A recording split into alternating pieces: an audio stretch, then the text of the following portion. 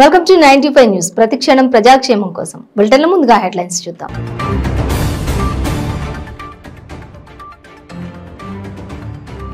AP assembly budget సమావేశాలు ప్రారంభం. తమ ప్రభుత్వం పారదర్శక పాలన అందిస్తోందన్న governor Abdul Nazir.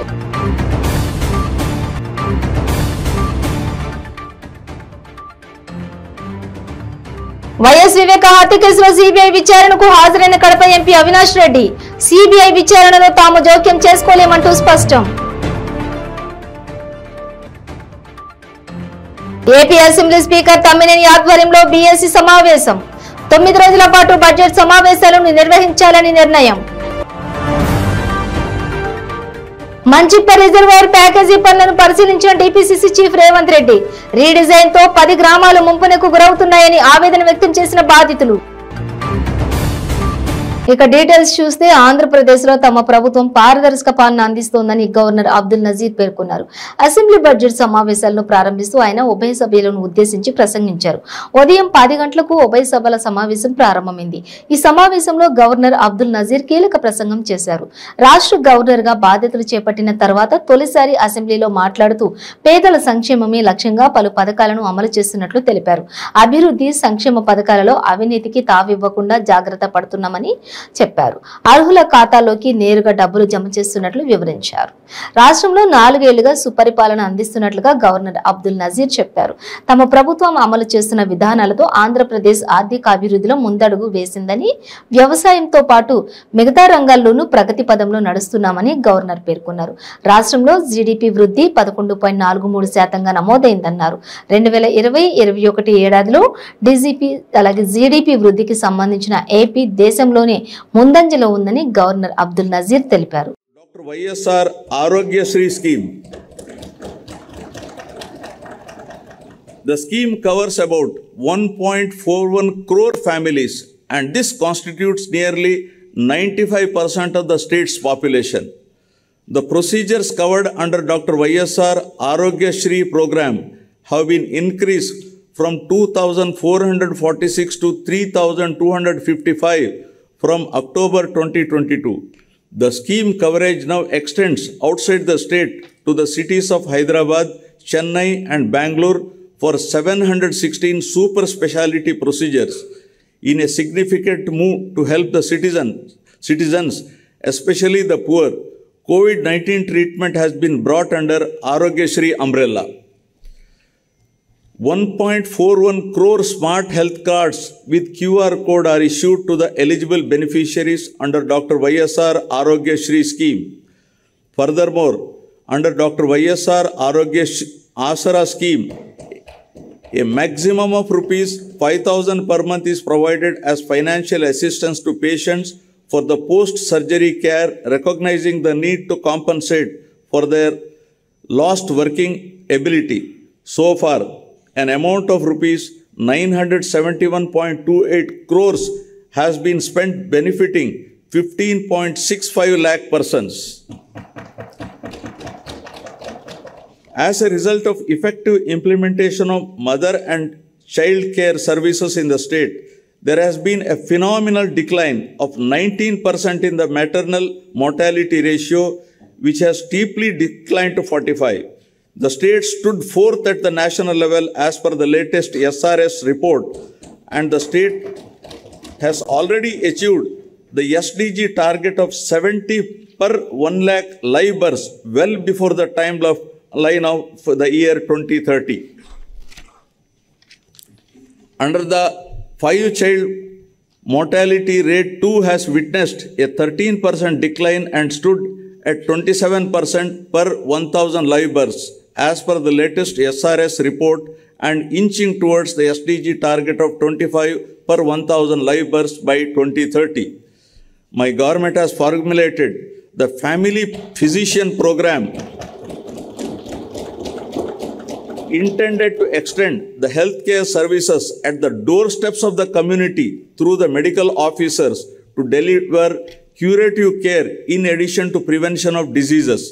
Under this program, medical officers will visit Dr. YSR village health clinics twice in a month to deliver the priority medical services along with CHOs ANMs, ASHAs, and other PHC staff.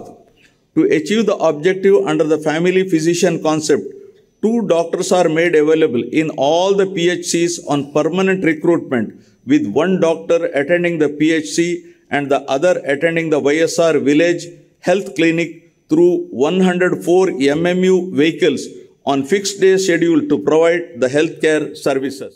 YS Viveka హత్య కేసులో Kadapa MP Avinash Reddy CBI విచారణకు హాజరయ్యారు. హత్య కేసులో MP Avinash Reddy పాత్రపై విచారించనున్నారు. జనవరి 28, ఫిబ్రవరి 24, మార్చి 10న అవినాష్ రెడ్డిని విచారించిన CBI అధికారులు ఇప్పటికే తన విచారణపై స్టే ఇవ్వాలంటూ హైకోర్టును ఆశ్రయించారు. రిట్ పిటిషన్పై తీర్పును హైకోర్టు రిజర్వ్లో ఉంచింది. సిబిఐ విచారణ తాము జోక్యం చేసుకోలేమంటూ స్పష్టం చేసింది. అవినాష్ రెడ్డి సిబిఐ విచారణ సమయంలో వీడియో, ఆడియో రికార్డు చేయనున్నారు అధికారులు.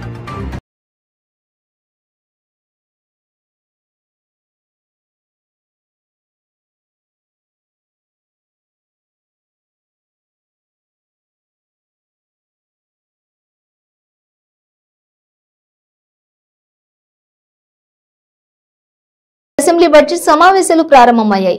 ఉభయ సభలను ఉద్దేశించి గవర్నర్ అబ్దుల్ నజీర్ ప్రసంగించారు. అనంతరం సభ వాయిదా పడింది. ఆ తర్వాత అసెంబ్లీ స్పీకర్ తమ్మినేని ఆధ్వర్యంలో బీఏసీ సమావేశం జరిగింది.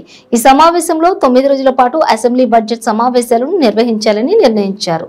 ఈ నెల 24 వరకు సమావేశాలు కొనసాగనున్నాయి. 16వ తేదీన రాష్ట్ర బడ్జెట్ ను ప్రవేశపెట్టనున్నారన్నారు.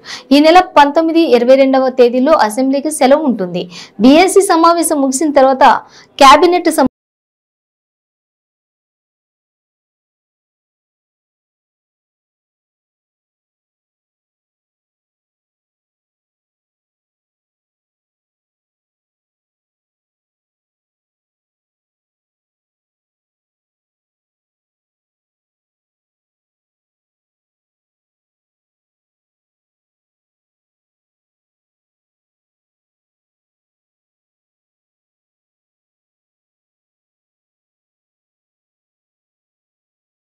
యూత్ కాంగ్రెస్ కార్యకర్తలు టీఎస్పీఎస్సీ కార్యాలయం ముట్టడికి యత్నించారు.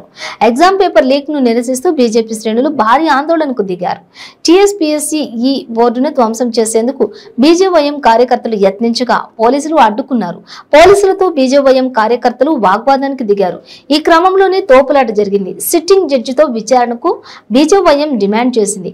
మరోవైపు యూత్ కాంగ్రెస్ సైతం టీఎస్పీఎస్సీ కార్యాలయం ముట్టడికి యత్నించింది. కార్యాలయం లోపలకు యూత్ కాంగ్రెస్ కార్యకర్తలు వెళ్లేందుకు యత్నించారు. పోలీసులు అడ్డుకుని వారిని స్టేషన్ కు తరలించారు.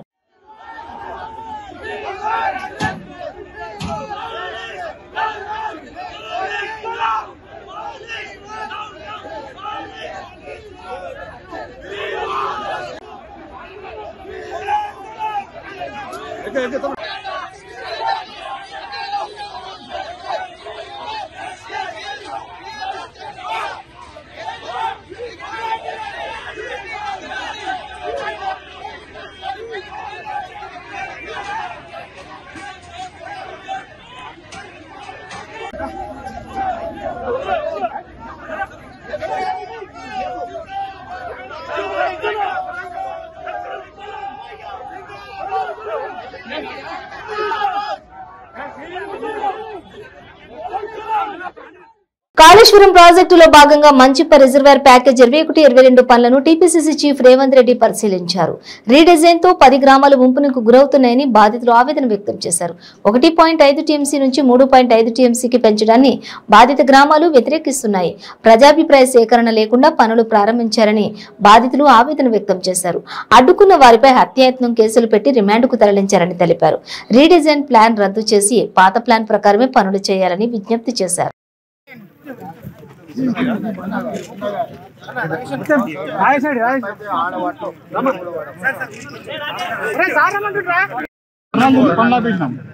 అయితే మొన్న రీసెంట్ గా 20 తారీఖు చేసిందంటే మా పైన అక్రమంగా 307 కింద కేసులు పెట్టి ఇలా భయభ్రాంతులకు గురి చేసి వీళ్ళని లోపల పెట్టి పనులు చాలేద్దామని చెప్పేసి ఈ రోజు గడకల పంప దగ్గర సామాన్లు తీసుకొచ్చి మళ్ళీ చాలేద్దామని చూస్తారు. వీళ్ళేమో డిపిఆర్ ఏమో 3.5 ఉంది, మాకు చెప్పేదేమో పాత డిజైన్ అంటారు. అరే డిపిఆర్ 0.85 2 చెల్లు మాకు ఇట్లా భయపెట్టి మా మీద 307 పెడతారు. ఇంకా ఎవడొచ్చినా సరే ఢిల్లీలోని జంతర్ మంతర్ వద్ద వైఎస్ఆర్టీపీ అధ్యక్షురాలు షర్మిలను పోలీసులు అరెస్ట్ చేశారు. చలో పార్లమెంట్ ర్యాలీకి అనుమతి లేదంటూ అదుపులోకి తీసుకున్నారు. దీంతో అక్కడ కొద్దిసేపు ఉద్రిక్తత నెలకొంది. తెలంగాణలో నిర్మించిన కాళేశ్వరం ప్రాజెక్టులో భారీగా అవినీతి జరిగిందని, దీనిపై విచారణ జరపాలంటూ ఢిల్లీలోని జంతర్ మంతర్ వద్ద షర్మిల ఈ రోజు పార్టీ శ్రేణులతో కలిసి ధర్నా చేశారు. ఈ సందర్భంగా అక్కడ మీడియాతో మాట్లాడారు. తర్వాత జంతర్ మంతర్ నుంచి పార్లమెంట్ వరకు ర్యాలీ చేపట్టారు. పార్టీ నేతలతో కలిసి నినాదాలు చేసుకుంటూ ముందుకు సాగారు. దీంతో వారిని పోలీసులు అడ్డుకున్నారు. పార్లమెంటు సమావేశాలు నడుస్తున్నాయని, ఈ ర్యాలీకి పర్మిషన్ లేదని చెప్పారు. అయినా షర్మిల ముందుకు వెళ్లే ప్రయత్నం చేస్తుండటంతో ఆమెతో పాటు వైఎస్ఆర్టీపీ శ్రేణులను పోలీసులు అరెస్ట్ చేశారు. పార్లమెంటు పోలీస్ స్టేషన్ కు షర్మిలను తరలించారు. ఈ సమయంలో కొద్దిసేపు తోపులాట జరిగింది. కాళేశ్వరం నిర్మాణంలో జరిగిన అవినీతి గురించి దేశవ్యాప్తంగా చర్చ జరగడం కోసమే తాము నిరసన కార్యక్రమం చేపట్టామని షర్మిల చెప్పారు. కేవలం కాళేశ్వరం ప్రాజెక్టును కమిషన్ల కోసమే కట్టారని ఆరోపించారు. రీడిజైనింగ్ పేరుతో ప్రాజెక్టు ఖర్చుకు మూడింతలు పెంచారని విమర్శించారు.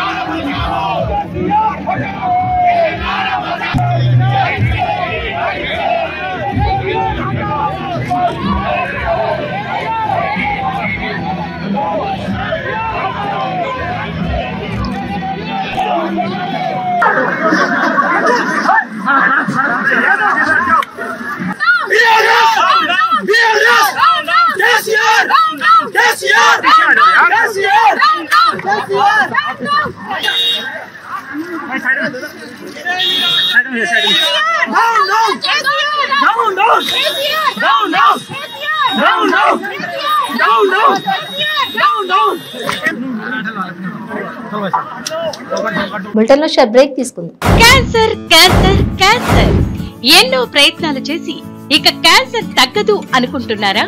ఒక్కసారి ఈ మెడిసిన్ 30 రోజుల కోర్సు వాడి ఫలితాన్ని చూడండి. GMP certified, AYUSH certified, government approval పొందినది. Breast cancer, liver cancer, ovarian cancer, cervical cancer, lung cancer, throat cancer, tongue cancer, mouth cancer, blood cancer, bone cancer, stomach cancer, colon cancer, skin cancer, rectum cancer, vagina cancer, kidney cancer, gall bladder cancer, pancreatic cancer, brain cancer, మొత్తం 24 రకాల cancer తగ్గుటకు, ఆరోగ్యకరమైన జీవితం పొందుటకు ఏకైక medicine వాడి cancer నుండి విముక్తి పొందండి. ప్రతిరోజు 1000 రూపాయలు సంపాదించే అవకాశం ఇప్పుడు మీకోసం.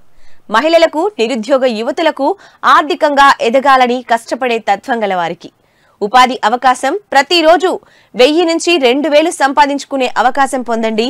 మీరు కూడా ఆర్థికంగా ఎదగండి. అదెలాగో అనుకుంటున్నారా? రోటీ రైడర్ 10 నుంచి 20 సెకండ్లలో రోటీని తయారు చేసేస్తుంది. అంటే గంటకి 120 రోటీలు తయారవుతాయి. అదెలాగో ఈ వీడియోలో ఒక్కసారి చూద్దాం.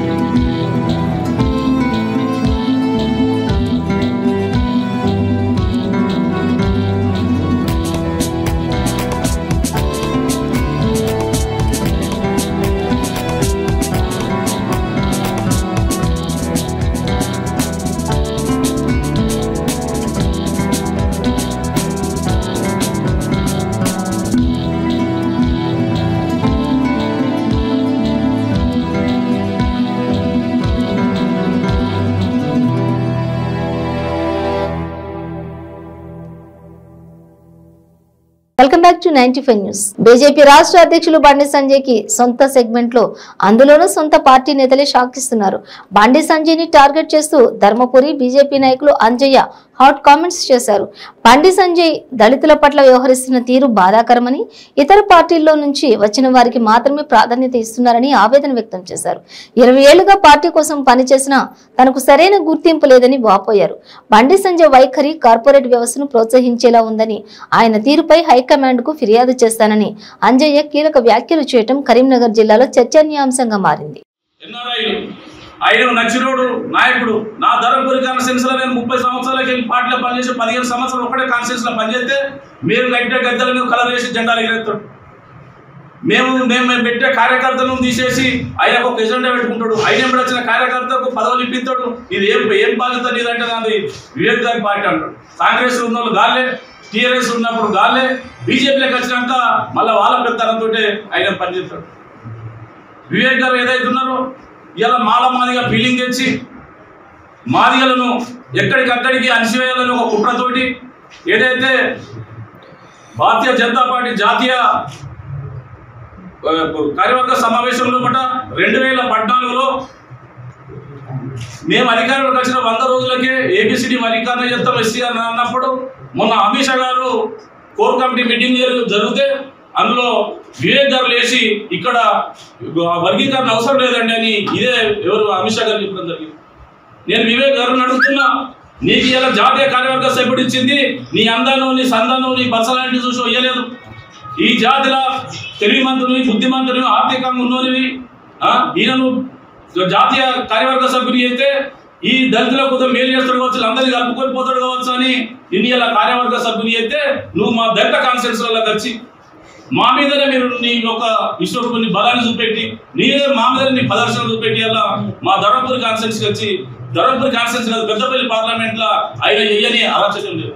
కాంగ్రెస్ పార్టీలో ఆయన చుట్టాలి, తెలుగు టీఆర్ఎస్ లో ఆయన చుట్టాలి. ఆయన మరి ఏ సిద్ధాంతంతో పార్టీలో పనిచేస్తాడో తెలుస్తలేదు. ఇవాళ భారతీయ జనతా పార్టీలకు జనగణ మన జాతీయ గీతం పాడరాను. నార్ల సురేష్ సేవా సమితి ఆధ్వర్యంలో అల్వాల్లో అంతిమయాత్ర వాహనాన్ని ప్రారంభించారు. నార్ల సూర్య సేవా సమితి గత 20 సంవత్సరాలుగా స్కూల్లో బుక్స్, శ్రీరామ్ కళ్యాణాలలో వివిధ అన్నదాన కార్యక్రమాలు చేస్తూ ప్రజల ఆదరాభిమానాలు చురుగొన్నారు. నార్ల సురేష్ 47వ సంవత్సరం జన్మదినం పురస్కరించుకుని తల్లిదండ్రులు కీర్తిశేషులు బాలయ్య, తల్లి పోచమ్మ జ్ఞాపకార్థం 6 లక్షల వ్యయంతో అంతిమయాత్ర వాహనం ప్రారంభించారు. ఈ వాహనం ప్రతి ఒక్కరికి ఉచితంగా సేవ చేయడానికి ప్రారంభించినట్లు ఆయన తెలిపారు. ఈ వాహనాన్ని చుట్టుపక్కల ప్రాంతాల ప్రజలు వినియోగం చేసుకోవాలని కోరారు. ఈ కార్యక్రమానికి ముఖ్య అతిథిగా టీఆర్ఎస్ అధ్యక్షులు బేబులి సురేందర్ రెడ్డి, శ్రీశైలం యాదవ్, శ్రావణ్ ముదిరాజ్, కొండల్ రెడ్డి, ధనరాజ్ తదితరులు పాల్గొన్నారు.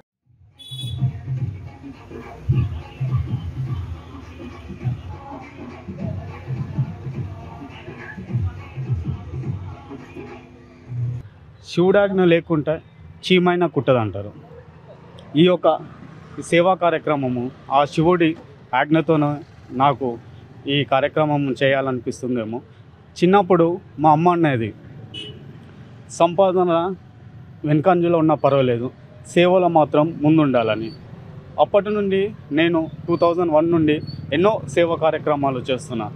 ఇకపై కూడా ఈ అంతిమయాత్ర చాలా 6 లక్షలు వ్యయంతో నెలకు 30,000 ఖర్చుతో ఈ యొక్క కార్యక్రమము తలపెట్టుకున్నాను.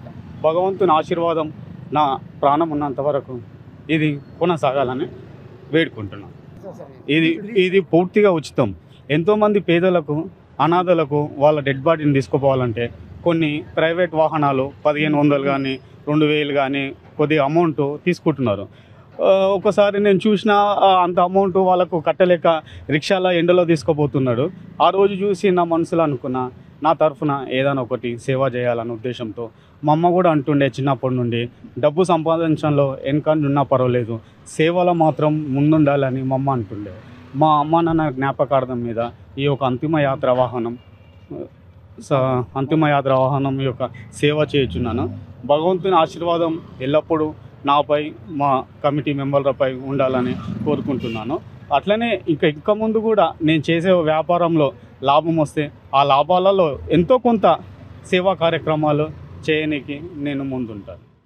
భద్రాద్రి కొత్తగూడెం జిల్లా అశ్వారావుపేట మండలం జమ్మిగూడెం గ్రామంలో కంటి వెలుగు కార్యక్రమంలో రవాణా శాఖ మంత్రి పువ్వాడ అజయ్ కుమార్ పాల్గొన్నారు. అనంతరం అశ్వారావుపేట పట్టణంలోని నూతనంగా ఏర్పాటు చేసిన ఉప ప్రాంతీయ రవాణా కార్యాలయాన్ని ప్రారంభించిన మంత్రి పువ్వాడ సందర్శించారు. ఈ కార్యక్రమంలో అశ్వారావుపేట ఎమ్మెల్యే మిచ్చా నాగేశ్వరరావు, జిల్లా కలెక్టర్ దురిశెట్టి అనుదీప్ పాల్గొన్నారు.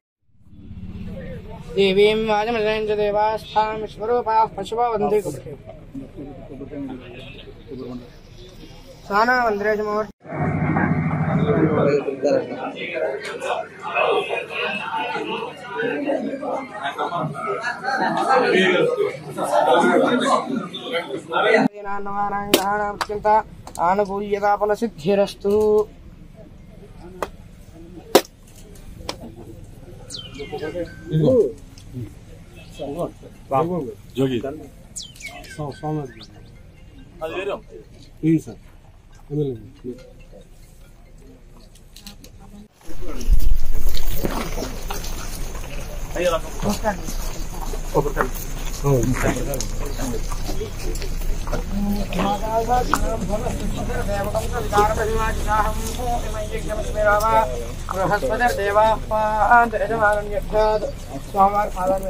పూలు వేసేసి నమస్కారం. ప్రజాయ హరే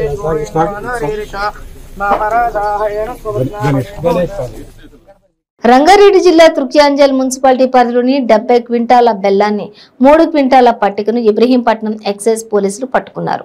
ఈ సామాగ్రిని నాటుసారా తయారు చేయడానికి తీసుకొచ్చారని ఎక్సైజ్ పోలీసులు తెలిపారు.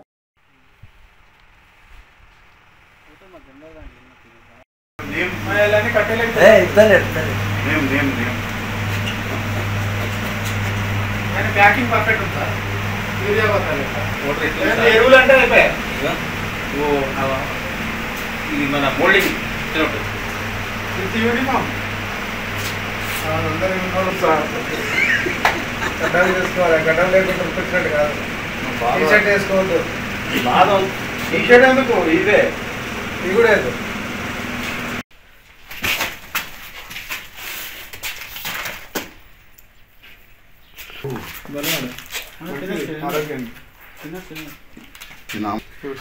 తేనె చేస్తున్నారు, ఏమున్నది కమ్మగా.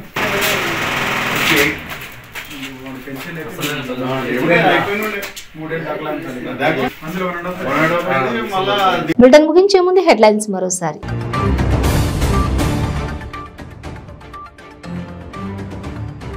ఏపీ అసెంబ్లీ బడ్జెట్ సమావేశాలు ప్రారంభం. తమ ప్రభుత్వం పారదర్శక పాలన అందిస్తోందన్న గవర్నర్ అబ్దుల్ నజీర్.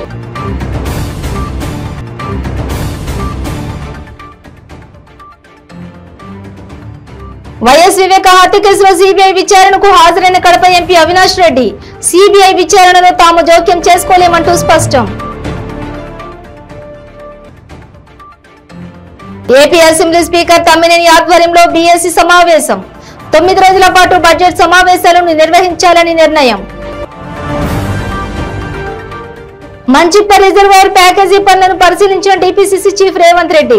రీడిజైన్ తో 10 గ్రామాలు ముంపునకు గురవుతున్నాయని ఆవేదన వ్యక్తం చేసిన బాధితులు. ఇవి బులెటిన్ డీటెయిల్స్. చూస్తూనే ఉండండి 95 న్యూస్.